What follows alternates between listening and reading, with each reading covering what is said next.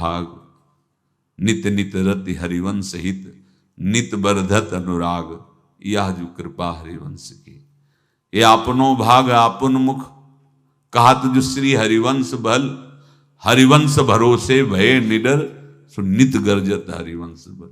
देखा है कष्टों की बौछार है, ऐसे जैसे ऊपर से वर्षा हो रही है, भगवान शेष फणों का छत्र, संवर्तक मेघ प्रलयंकारी वर्ष रहे, गिरिराज जी का छत्र। ऐसे भक्त को कृपा छत्र से हर समय सुरक्षित रखा जाता है। भक्त बनने के लिए कोई विशेष लायकात की आवश्यकता नहीं। मैं समस्त गुणों से हीन, पर मैं अपने प्रभु का, बस यही लायकात है। प्रभु की सिवा यदि आपका कोई अन्य आश्रय है तो आपको धोखा लगेगा। नहीं तो सच्ची कह रहे हैं, इसी जन्म में निहाल हो जाओगे। एक बात केवल स्वीकार करो कि प्रभु के सिवा मेरा कोई नहीं है, और है भी नहीं। स्वीकार कर लोगे तो तुम्हें अनुभव में आने लगे। हम प्रतिपल देखते हैं, प्रतिपल, वो केवल अपनापन चाहते, केवल अपनापन, कोई दूसरा नहीं होना चाहिए। बस कहां बाहर तो देखो आप सब हमारे हो, अंदर से नहीं हो। अंदर से आप सब श्री जी के हो और हम आपके सेवक हैं। बाहर से आप गुरु मानो, जो भाव मानो, वो आपको श्री जी जाने। अंदर से हमारे आप श्री जी के जन हो और हम आपके सेवक हैं। बाहर से कुछ भी व्यवहार मानो, कोई बाहर से व्यवहार का कोई अस्तित्व नहीं, अंदर की बात का अस्तित्व होता है। आप सब हमारी स्वामिनी के परिकर हो, हम आपके दास हैं। बस इस बात से हमारा अपनापन आपसे है, नहीं श्री जी के सिवा किसी से कोई अपनापन नहीं। कि आप इसका प्रभाव समझिए। प्रभु को सिर्फ अपनापन चाहिए, सिर्फ अनन्यता। यदि उपासक में तीन बातें नहीं है तो अभी थोड़ी गड़बड़ी है। पहला, दृढ़ श्रद्धा विश्वास। दृढ़ श्रद्धा, अब नहीं, अब नहीं, अब नहीं, अब तो हाथ उठने का समय आ गया। अब क्या, अब नहीं, अब गाहक मत फंसाओ, बाजार बंद करो, हाथ उठा लो, चलो अपने घर चलो, समय आ गया, घर चलने का समय है। नहीं तो कलयुग अपनी बाजार ऐसी फैला देगा कि भूल जाओगे कि घर भी जाना है। दूसरी बात, जो गुरु ने भजन दिया उसमें तत्परता, सच्ची मानिए। जीवन भर कभी इस प्रमाद को गुरु कृपा से आने का अवसर नहीं दिया गया कि चैन से सोए हों और चैन से खाए हों। पूरे जीवन में कभी सुविधाओं को स्वीकार नहीं हुआ, पर साधन मार्ग में कभी भी शिथिलता नहीं हुई, तत्परता ही। प्रभु पर पूर्ण श्रद्धा विश्वास और गुरु प्रदत्त साधन पर तत्परता। और तीसरा खास विषय, इंद्रियों से भोगों को न भोगना। तब ये जो रंग है परमार्थ का, तब अब दो चार माला की मनमानी आचरण की कहते हैं हमें भगवदानंद की स्फूर्ति नहीं होती। आपने रास्ता रखा है भगवदानंद का, बाजार लगाए बैठे हो अंदर हृदय में, अन्य आसों की, अन्य भोगों की, अन्य चाहों की, अन्य मान्यताओं की। अरे खाली करो, ये सब माया का खेल है। एकमात्र प्रभु, बस जब ठन जाएगी ये बात। अच्छा गौर से देखो क्या है, जब चलोगे तो क्या होगा। चलने की तो सोचो, उस दिन की सोचो जिस दिन चलना है, और किस दिन चलना है पता ही नहीं है। तब तो और होश में हो जाओ। आपको कोई भी यहां सहयोग देने वाला नहीं, कोई भी वस्तु आपकी नहीं, कुछ भी आपके साथ नहीं जाएगा। तो होश में हो जाओ, संभाल लो, आगे की गति मत बिगाड़ो। तीन बातों पर ध्यान दीजिए, श्रद्धा और विश्वास अटूट अपने इष्ट पर। दूसरी बात, हमारे हृदय में जो गुरुदेव ने उपासना का बीज रोपण किया, तत्परता। देखो आपको हृदय की बात कहता हूं, माया के पास केवल प्रलोभन है, ये सुख में बांधती है। सुख का प्रलोभन अच्छे से सजा के पेश करके देना, साधक को भ्रष्ट करना, ये इसका स्वभाव है माया का। माया किसी व्यक्ति का नाम नहीं, किसी शरीर का नाम नहीं। भगवद विमुखता जिस वस्तु व्यक्ति स्थान से हो वही माया है। माया का मतलब थोड़ी जैसे कोई स्त्री शरीर पे आरोप कर दे या पुरुष शरीर पे आरोप कर दे ये तो माया है, तो और क्या है? मैं, मोर, तोर, तय और जहां तक इंद्रियां जाएं, जहां तक मन जाए, सब माया ही है। इसको देखा है भगवान के पार्षदों ने। ये क्या करती है? चमकीली लेबिल लगाकर, सुख का चारा डाल करके जीव को बांधती है। इससे सुख मिलेगा, बहुत सुंदर है ये वस्तु, ये शरीर, ये व्यक्ति, ये स्थान, ये पद, इससे वो बांधती है। विवेक ऊपर की लेवल का तत्काल ऑपरेशन करता है, वो आंतरिक विषय पर दृष्टि डालता है तो सब खोखला निकलता है, बाहर निकल क्रॉस कर जाता है। होए विवेक मोह भ्रम भागा, तब सब विषय विलास विरागा। अज्ञानी उसी आकर्षण सुख में बंध जाता है, और सुख तो था नहीं, बंधन इतनी जोर का हो गया, अब मुक्त हो सकता नहीं, तो उसके हृदय में लगता है इसके बिना जी नहीं सकते, इस नशा के बिना, वस्तु के बिना, व्यक्ति के बिना। और एक सूक्ष्म बात, वो जब आपको सुख देगी तो आपको स्वतंत्रता का आभास कराएगी, और जब आप उसको छू लेंगे तो आपको परतंत्र बना देगी, भयभीत कर देगी। तो आप डाउन होकर के अपने अस्तित्व को मिटाकर पूरा जीवन बर्बाद कर देंगे। इन शब्दों को लिख लो, अपने हृदय में लिख लो। माया सुख में बांधती है नहीं उसके पास सुख। जिसे तुम सुख समझते हो वो सुख नहीं, बिल्कुल सुख नहीं, वो सुख की छाया है, तुम्हें समझ पड़ती नहीं, ये गिरधर की माया है। उस सुख का बंधन, आप देखो कुछ भी क्रिया करते हो माया जनित तो प्रलोभन होता है, सुख मिलेगा। और जिस समय सुख मिलने के लिए आप लालायित हुए, उस समय सुख भोगने की स्वतंत्रता आपको दे देगी। लो, आप समझ रहे हैं हम स्वतंत्र स्वामी होकर सुख भोग रहे हैं? नहीं, अब भोग लिए ना, अब गुलामी उसकी सहो। अब तुम्हें वैराग्य हो रहा कि मैं नहीं भोगूंगा, तो उसकी दृष्टि बदलेगी। समझ रहे हो? अब आप अपने आप को पूरे शरणागत कर दिए, हर तरह से तुम्हें बांध करके भगवत विमुख करके नष्ट कर देगी। ये बात अच्छे से समझ लो, अच्छे से। इस सुख का प्रलोभन देकर बांधती सुख है नहीं, क्योंकि आप उपासक हो। जब सुख में उतरोगे तो कितने दिन फिर आपको घृणा होगी कि अरे धिक्कार हमारे जीवन, फिर लौटने का चांस नहीं रहेगा। ध्यान से सुन लो, लौटने का चांस नहीं देगी माया। तुम्हारी ऐसी आंतरिक कमजोरी हो जाएगी, ऐसी वृत्तियां कमजोर हो जाएंगी कि तुम उस माया के इशारे पर नाचोगे, उसके विपरीत तुम बोलने की भी ताकत नहीं रख सकते। मान लीजिए, विषय चुगा जिन चुगे, कछुक चुगत सुख होए, फिर जो फांसी ऐसी लगे तेसम दुख न को। ये अनुभवी महापुरुष रसिक शेखर श्री ध्रुवदास जी महाराज कह रहे हैं। तो तीसरी बात का संयतेंद्रिय, दृढ़ श्रद्धा विश्वास भगवान पर, गुरु प्रदत्त प्रबल साधना में तत्परता, और इंद्रियों की गुलामी कभी स्वीकार न करना। जीवन में ध्यान रखा जाए, केवल प्राण पोषण शरीर के निर्वाह के लिए जो निरपेक्ष भाव से मिले उसे स्वीकार करो, अन्यथा ये प्रलोभन सुख का देकर माया तुम्हें बांध लेगी और फिर तुम्हें अधीन कर लेगी। कितने ऐसे मार्ग में उत्साहित होकर चलते हैं, पर गुरु कृपा पात्र ना होने के कारण, चतुर खिलाड़ी ना होने के कारण वो प्रलोभन में फंस जाते हो। फंस गए तो फिर मछली का कांटा जानते हो, ऐसे अब वो चाहे जितना हिले डुले वो कांटा नहीं निकल सकता, अब तो उसको मरना ही पड़ेगा। ये जन्म बर्बाद ना हो, आप सबसे प्रार्थना है।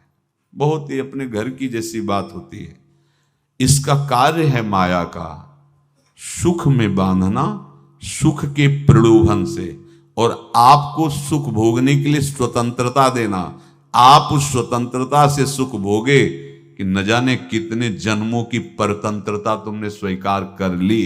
अगर इस रहस्य को जान जाओगे तो डरोगे। यही डरे डर हरिवंश ही। श्वास जैसे मनुष्य स्वाभाविक लेता है, खाते पीते सोते चलते उठते बैठते बात करते हंसते, सब अवस्थाओं में आप श्वास नहीं लेते, स्वाभाविक आ जा रही है। ऐसे ही श्वास प्रश्वास अपने आराध्य देव के स्मरण का अभ्यास बना लो। अभ्यास योग युक्तेन चेतसा नान्यगामिना। और जैसे तनिक भी श्वास रुकी तो घबराहट, बेचैनी, परेशानी आ जाती है, ऐसे ही श्वास प्रश्वास यदि नाम से खाली जाने लगे तो घबराहट, परेशानी, जलन पैदा होनी चाहिए। तब आप उपासक माने जाएंगे। क्या ऐसा हो रहा है? क्या हृदय की ऐसी स्थिति है तो धन्यवाद, नहीं है तो इसी की प्राप्त करने के लिए प्रियाजू ने हमें अपने मार्ग में घसीटा है, चाहे वो गृहस्थ हो चाहे वो विरक्त हो। यदि श्वास प्रश्वास में नाम न हुआ तो तुम्हें घबराहट होनी चाहिए। भूरी सखी जी कहते हैं कि मेरे जी में बड़ी घबराहट होती है, ऐसे वो जी घबरात। भूरी सखी जी कह रहे हैं श्वास नाम दो बिलक चलत है, इनको भेद न मोको भावे। मुझे बहुत घबराहट पैदा हो रही। प्रिया जी से कह रहे हैं कि श्वास प्रश्वास में नाम का क्रम नहीं बन पा रहा, टूट रहा है, मुझे ऐसा अच्छा नहीं लग रहा। आप कृपा करो प्रियाजू, श्वास ही नाम, नाम ही श्वासा, नाम श्वास को भेद मिटावे। प्रियाजू ऐसी कृपा कर दो, श्वास प्रश्वास आपका नाम चलता रहे। ये बात प्रवचन ना मान करके जीवन मान लीजिए। जैसे हमारी श्वास प्रश्वास उठते बैठते चलते फिरते खाते पीते स्वाभाविक चलती है, हम ऐसा अभ्यास नाम का करें कि ऐसे चले। जैसे हमारी श्वास प्रश्वास रुकने लगे तो घबराहट, बेचैनी, प्राण व्याकुल हो जाते हैं। ऐसे ही श्वास प्रश्वास में यदि नाम रुकने लगे तो तद स्मरणेन परम व्याकुलतीत, घबराहट पैदा हो जाना चाहिए। नहीं होती तो अभी बहुत दूर नगरी, होती है तो अब निहाल हो गए हो, तुम चिंता मत करो। आगे का जो दिव्यात्मक स्वरूप है वो आना प्रारंभ हो जाएगा। रोम रोम रग रग बोले तब कुछ स्वाद नाम को पावे। यही सारा वैभव प्रकाशित हो जाता है। जहां तक हो सके किसी भी अनर्थ के हटाने का तुम प्रयास और चिंता मत करो। बहुत अनुभव की बात है। जैसे तुम कहीं फंस गए, गलती हो गई तुमसे, माया ने फंसा लिया, अब निर्भय हो जाओ। तुम्हारा अपमान होगा, तुम्हारी निंदा होगी, कुछ नहीं बिगड़ेगा, लेकिन पूरा जीवन बर्बाद नहीं कर देना है। प्रभु के भरोसे हो जाओ कि यदि आपको अपमान और निंदा करवानी तो करवाओ, पर अब लो नसानी अब ना न सही हो। मैं समझ गया, अब आगे बढ़ूंगा, नहीं रुकूंगा। कुछ भी हो जाए, प्राण चले जाए, सभा में अपमान हो जाए, तो भी मैं अब रुकने वाला नहीं। समझ रहे? प्राप्त अनर्थ की निवृत्ति की चिंता में नहीं रहना तुम्हें। अगर तुमसे अनर्थ हो भी गया है तो तत्काल आगे बढ़ो। तुम्हारा इष्ट वो तो जान रहा है ना, तो पकड़ो उसी को। आप जान रहे थे मैं फिसल रहा था, आपने नहीं रोका ना, चलो अब आपके ऊपर है। आप चाहे अपमान करवाओ, चाहे निंदा करवाओ, चाहे आप हमारा ये शरीर छुड़वा दो, अब मैं आपको छोड़ने वाला नहीं। बिल्कुल ये बात पकड़ लेना। ये जीवन में कई बार ऐसे अवसर आते हैं जहां हमारी भक्ति को बाधित करने के लिए माया ऐसे कांटे फैला देती है और हम असमर्थ हो जाते हैं, हम दब जाते हैं। कुछ गड़बड़ नहीं होगा, मृत्यु से ज्यादा कुछ गड़बड़ होने वाला नहीं। जो गड़बड़ हो गया अब दोबारा होगा नहीं, और उसमें हम दबेंगे नहीं, हम उसे क्रॉस करके आगे बढ़ेंगे भगवत मार्ग। कुछ नहीं होगा, विश्वास करना। वो ऐसे फूल जैसा निकाल के तुम्हें अलग कर देंगे। विश्वास रखना, विश्वास रखना। इस बात पर हम जोर दे के कह रहे हैं, नहीं फंस जाओगे, फंस जाओगे। कभी इष्ट गुरु से छुपाव मत करना कि अगर ये जान गए तो। नहीं, जानो, तुम जानो। क्यों जाने? गलती तो तूने की। अगर हमारी गलती है तो आपकी भी गलती है। कैसे? छोटा बालक जब गिरता है, मां दौड़ के उठाने जाती है ना, तो पहला रोष दृष्टि उसकी मां की होती है। अब तो उठा रहे हो, और जब गिरने जा रहे थे तब क्यों दृष्टि नहीं डाली? अगर पकड़ लेती तो गिरता ही क्यों नहीं? तुम्हारी माया बाजी पसारी विचित्र, सुन मुनि मोहे काकी कोड़, कह हरिदास तुम्हारे हम जीते। तो ये अपने संबंध बल से बात कर रहे हैं। झुकना नहीं, टूटना नहीं। माया का कार्य है झुका देना, रौन देना, और पश्चाताप मत करना। प्रायः कहा जाता है प्रायश्चित करो, पश्चाताप। हमारे पास समय नहीं है। राधा राधा राधा सब हो गया, पश्चाताप बढ़ा गए। नहीं तो इसी चिंता में गलती हो गई, गलती हुई तब समय नष्ट हुआ। अब वर्तमान में उसका चिंतन करके नष्ट करो, और आगे के चिंतन की गुंजाइश नहीं रह गई, क्योंकि आप अपने हृदय को इतना गिराते चले जा रहे हो, हृदय का स्तर, कि उत्साह ही नहीं रह जाएगा। यह ऑपरेशन है सीधे भगवत प्राप्ति के लिए। बिल्कुल दृढ़ विश्वास। तुम्हें अब अपनी चिंता नहीं करनी। बैठा लो, हृदय में बैठा लो। अगर भगवत विश्वास नहीं तो घबराहट पैदा हो जाएगी, भय हो जाएगा, विषाद हो जाएगा। अरे कितनी बार संसार में अपमान हुआ है, कितनी बार सम्मान हुआ है। ये कुछ सम्मान और अपमान कुछ अस्तित्व तो नहीं रखता। अब हरि नहीं छूटेंगे। भाग हरि की तरफ, भाग। बिल्कुल परवाह न कर, भाग। किसी के फंदे में मत फंस, भाग। ये अंदर की पुकार है, अंदर की बात कह रहा हूं। ये मन बहुत बदमाश है। पहले तो लुभायमान करके सुख में बंधाता है, और फिर भय और संकट विषाद में फंसा देता है। प्रभु का विधान संदेह युक्त नहीं होता। निसंदेह तुम्हारे सामने वो विधान प्रकट होगा जिससे तुम्हारा परम मंगल हो जाएगा, परम मंगल हो जाएगा। डरना नहीं। बताया नहीं तो एक बार प्रेम भगत की बात। तो हमारे पास प्रेम जी आते थे, बहुत नाम जापक थे, श्री हरिवंश, श्री हरिवंश। तो उनसे पूछा आपकी ऐसी नाम निष्ठा कैसे आई? तो उनका गलती से नाम निष्ठा कैसे आती है? तो वो किसी पद के अधिकारी थे जिसमें किसी कानून के विरुद्ध उसमें दस्तखत कर देने से करोड़ों रुपया उनको प्राप्त होना था। तो रात्रि में ऑफिस में बुलवा के उन्होंने वो गलती कर दी दस्तखत की। बड़े अधिकारी थे, और वो उनको पता नहीं था कि वो षड्यंत्र है, और पहले से कैमरा रख दिया गया था। पूरा वीडियो लेते देते, बातचीत करते, दस्तखत करते, सब प्रमाण। तो सुबह जो उनकी आरती उतारी गई समाज में, तो बस घर वाले भी उनसे कि जैसे पुत्र थे पत्नी कि पिताजी, पापा आपसे ऐसी आशा थी, मार दिया हम सब लोगों को आपने। कब हम लोगों ने धन की मांग की आपसे, आप इस अवस्था में ऐसा कर। तो घर से ये वचन और बाहर तो सब उपहास उनका, और उन्होंने निश्चय किया रात्रि में आत्महत्या कर लेंगे। कर्म बड़ा विचित्र होता है। पर वो वृंदावन पहले से आते थे और हरिवंश उपासकों से मिलते रहते थे। गुरुदेव भगवान से भी उनका परिचय था।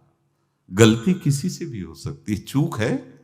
यही तो है ना, कंचन कामिनी कीर्ति। कहीं भी लुभायमान, शायद उनके मन में लगा होगा कि दस्तखत कर लेंगे और मिल जाएगा, वृंदावन वास करेंगे, झंझट छूट जाएगी।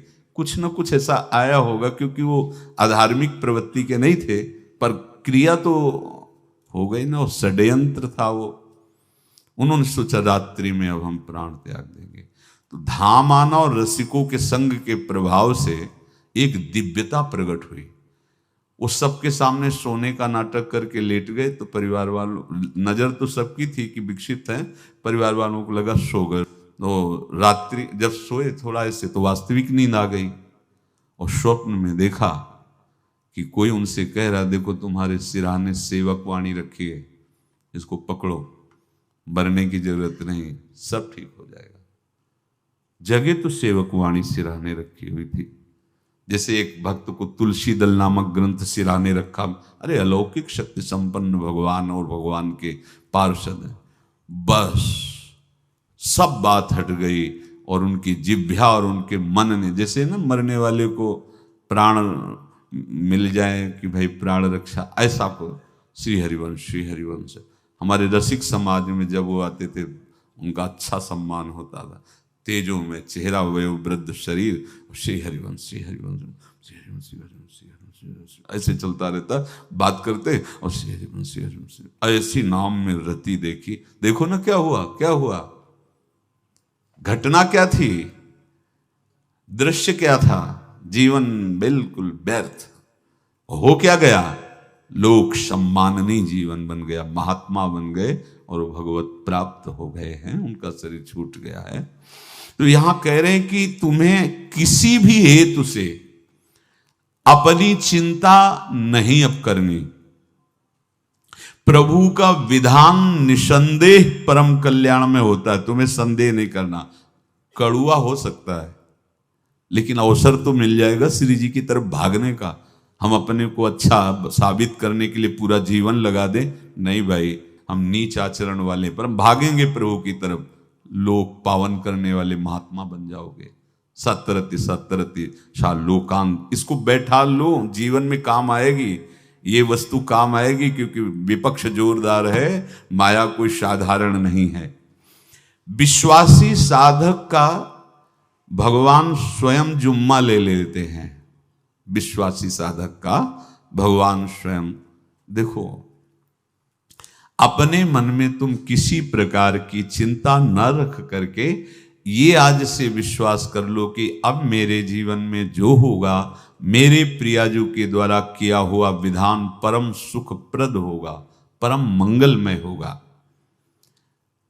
विश्वासी भक्त का जब ये स्वभाव निश्चय हो जाता है कि मेरे प्रभु जो करेंगे वो मंगल करेंगे, तो परिस्थिति बुरी दिखाई दे सकती है,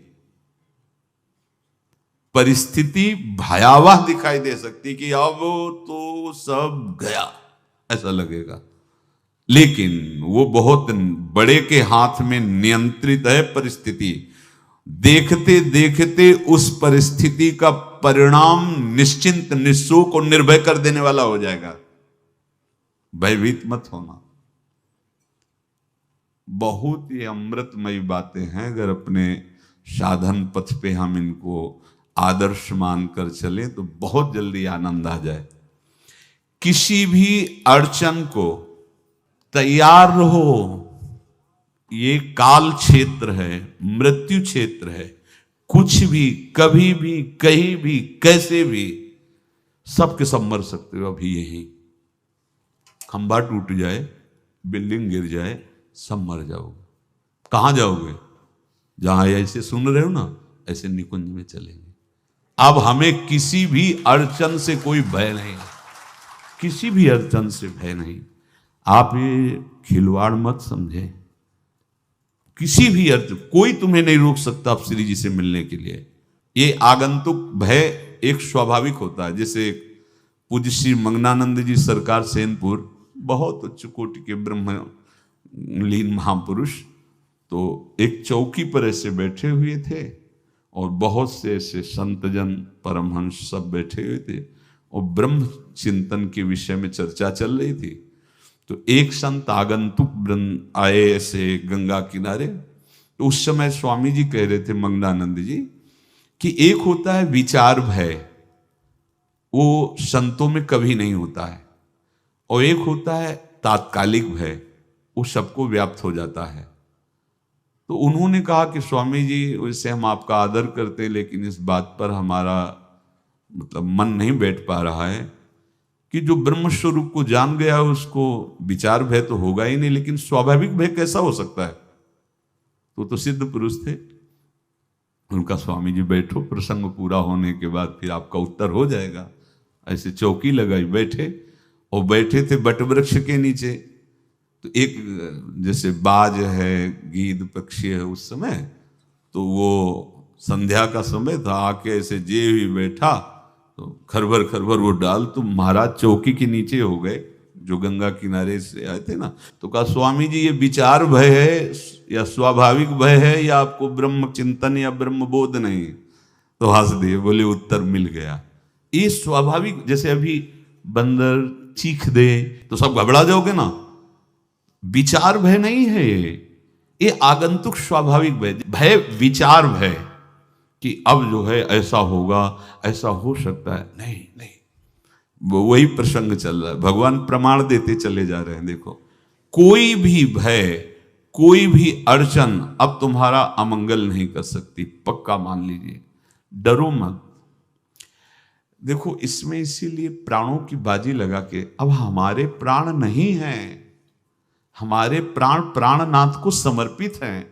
मेरे प्राणनाथ श्री श्यामा, तो क्यों भय करें? तो हम ये सब कर किसके लिए रहे? श्यामा जी के पास पहुंचने के लिए। श्यामा जी के पास पहुंच गए, हमें श्यामा जी के पास जाना है। ये बिल्कुल छोटी मोटी बातें, अंदर ये जो सांसारिकता है, इसका त्याग करो। आप इस बात को समझो। गुरु गोविंद सिंह, लाखों की समाज बैठी हुई थी, उन्होंने कहा कि अगर तुम आजादी चाहते हो तो तुम्हें अपने प्राण देने पड़ेंगे हमें। खड़ा हो कोई व्यक्ति जो अपने प्राण देना चाहता है, मैं उसे आजादी, आजादी दो प्रकार की, एक प्राकृतिक आजादी और एक दिव्य आजादी, दोनों देने में समर्थ थे गुरु गोविंद सिंह। हाँ, ये सिखों के आचार्य हैं, बहुत ही अध्यात्म बल और शारीरिक बल से भी पुष्ट। एक खड़े हुए हिम्मत करके, बोले आ, गड़ा सा हाथ में अंदर गए, और ऐसा लगा कि उनकी गर्दन उतार दी गई, और ऐसे रक्त प्रवाह सा नाली से बहा, जो सबको दिखाई दे रहा था। और कोई है? जब पता ही चल गया कि गर्दन उतारी जा रही, रक्त प्रवाह, वो कहते मुझे तुम रक्त दो, प्राण दो, मैं तुम्हें आजादी दूंगा। 2 3 4 5 अंदर ले जाते, ये आभास भी नहीं होने दिया कि वो जीवित है। 5 तैयार, पूरी सभा में 5 तैयार। बोले ये पंच प्राण प्यारे हैं भाई, इतने से एक एक से 1.25 लाख को परास्त कराऊं, देखना मेरा नाम गुरु गोविंद सिंह न धराऊं, यदि एक एक से 1.25 लाख को परास्त, क्योंकि प्राणों की बाजी समर्पित कर दी। अब क्या भय?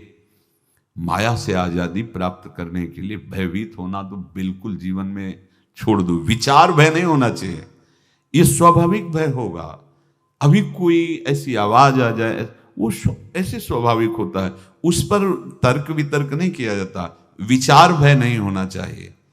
जानते हो, तुम्हारा जीवन, तुम्हारे प्राण, तुम्हारा शरीर हरि को समर्पित है, और हरि के अधीन काल है, कुछ नहीं हो सकता, और जो कुछ होगा वो परम मंगल होगा। किसी भी अड़चन को भगवान के सौहार्द के सामने अड़चन मत मानना। हम अगर अड़चन को दूर करने का प्रयास करेंगे तो अड़चन हमें फंसा लेगी, अड़चन। और यदि भगवान पे विश्वास कर लिए तो वही अड़चन अर्चन बन जाएगी, उपासना बन जाएगी। मान लीजिए बात, मान लीजिए। आप लोग तो गृहस्थ में देखा होगा, हमने देखा है, बच्चा गिरा, रोने लगा, माँ उठाने आई, छाती से लगाया, वो माँ के थप्पड़ मार रहा है। यद्यपि वो कुछ जानता नहीं, पर भाव जब उसके देखे, बलिहार है, इस वात्सल्य की बलिहार है, ये माँ को मार के कह रहा है, थप्पड़ मार के, अब तू छाती से लगा रही, जब गिरा और चोट लगी तब तू कहाँ थी, क्यों ले उठाया? ये अधिकार हरि, वो तो अल्पज्ञ माँ है, पर हम तो सर्वज्ञ हरि के वात्सल्य में डूबे हुए हैं। हमको तो भय बिल्कुल नहीं होना चाहिए। हाँ, जानबूझकर इसका दुरुपयोग मत करना। विश्राम की तरफ सत्संग जा रहा है, ध्यान से सुनो। कोई भी अड़चन, अब हमको प्रयास नहीं करना उसको दूर करने का, ये जिम्मेवारी हमारे प्रभु की है। और प्रभु के ऊपर अगर आपने भरोसा दृढ़ कर लिया तो हर अड़चन अड़चन बन जाएगी, भगवान की पूजा बन जाएगी। पर देखो, इस बात को लेकर के हमें अशुद्ध आचरण नहीं करना, गंदी बात पे नहीं उतर जाना कि आप बचा लेना जो भगवान हो। तो नहीं बचाएंगे, हम तुम्हें बता रहे। अगर उनको चैलेंज करोगे ना कि सत्संग में सुना है कि आप बचाते हो, बचा लेना भला, तो नहीं बचाएंगे। क्या करेंगे? डबल पिटाई करवाएंगे तुम्हारी, क्योंकि सुन के भी तुम मनमानी कर रहे हो ना, और जब पीटोगे फिर रोगे तो फिर बचा लेंगे। ये लीला बिहारी गुरु हैं, बहुत करुणा में है, इनसे उल्टा मत खेलना, नहीं तो अगर ये उल्टा खेलने लगे तो तुम पहचान ही नहीं पाओगे। कह रहे हैं अपने आचरण को जानबूझकर अशुद्ध ना करो, तुम्हारी सारी बुराइयों की जिम्मेवारी हरि ले लेंगे।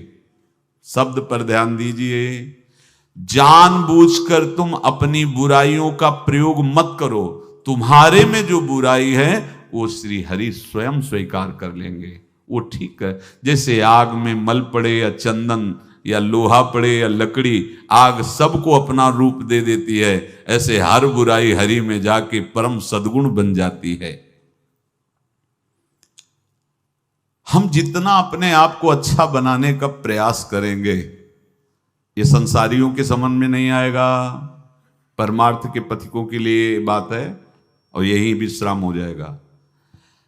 हम अपने आप को जितना अच्छा और बड़ा बनाने की कोशिश करेंगे, उतना ही हमारा प्रयत्न हमको नीचा गिरा देगा।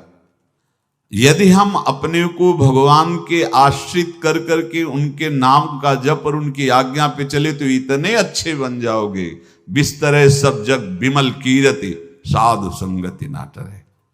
इतने महान बन जाओगे कि विश्व आत्मा भगवान जब हृदय से लगा लिए तो जा पर कृपा राम की हुई, ता पर कृपा करे सब कोई। सुर नर मुनि प्रसन्न ताहु पर, सोई विजयी विनयी गुण सागर, तास सुजस त्रैलोक उजागर।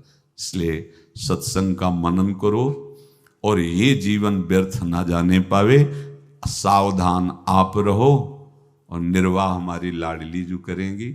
और ये जन्म हम सबको लाडली जू की प्राप्ति के लिए मिला है, और पक्का पक्का विश्वास करो लाडली जू हमें मिलेंगी, पक्का विश्वास करो, इस पे संशय मत रखना। हम किसी साधन बल से नहीं कह रहे कि तुम्हें लाडली जू मिलेंगी, लाडली जू मिलेंगी उनकी कृपा से, उनके दुलार से, उनके आकर्षण से। अब हमारा निश्चय हो गया है कि लाडली जू बोले